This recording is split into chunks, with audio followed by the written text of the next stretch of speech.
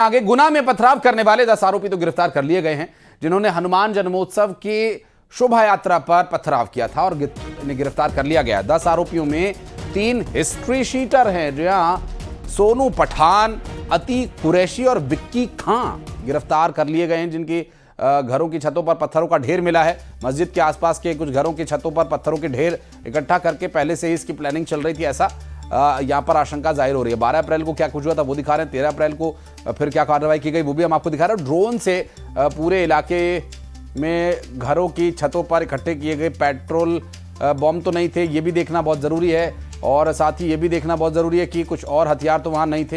हालांकि जब पुलिस आरोपियों को पकड़ कर ले जा रही थी तो नेताजी की तरह हाथ जोड़कर मुस्कुराते हुए आरोपी जा रहे हैं, मानो कोई बहुत बड़ा इनाम उन्हें मिलने वाला है। तो जाहिर है कि आकाओं की तरफ से निर्देश आए हो सकते हैं, ऐसी आशंका जताई जा रही है हिंदू संगठनों के द्वारा। और पत्थरों के अलावा किसी तरह के कोई हथियार तो नहीं वहाँ मौजूद थे, चूँकि इसी तरह का एक घटनाक्रम हमने दिल्ली में देखा था बीते साल। हालांकि इस साल वहाँ पर एहतियाती तौर पर कई सुरक्षा के चाक चौबंद इंतजाम किए गए थे, लेकिन ये नहीं मालूम था कि ये सब कुछ यहाँ मध्य प्रदेश में जो शांति का टापू कहा जाता है वहाँ भी होगा।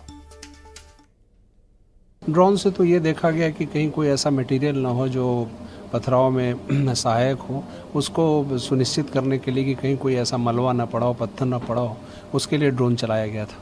लेकिन पत्थर वगैरह मस्जिदों के आसपास देखे गए, लोग घरों में छतों पर रखे हुए मिले हैं। जो मिले हैं उनको हटा दिया गया, उनसे बातचीत जो हुई बताया गया कि ये काम के लिए था, ईंट निर्माण कार्य के लिए था, लेकिन फिर भी एहतियातन उसको हटा दिया गया। लगातार हमारी पुलिस की मॉनिटरिंग चलती रही रात तक, फिर सवेरे से भी सभी लोग फील्ड पे थे और सवेरे पूरा बैक टू नॉर्मल सी थी, जितनी भी दुकानें सब खुली थी। और आज मैं देख रहा हूँ पुलिस का पैदल मार्च भी हुआ था, हम लोग की टीमें भी राउंड साथ ले रही थी।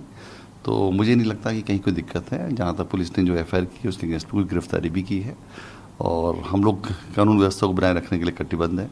हम जो भी उसका वायलेशन करेंगे उस खिलाफ कार्रवाई करेंगे। और बृजमोहन अग्रवाल ने मुख्यमंत्री को एक पत्र लिखा है। पत्र में जिक्र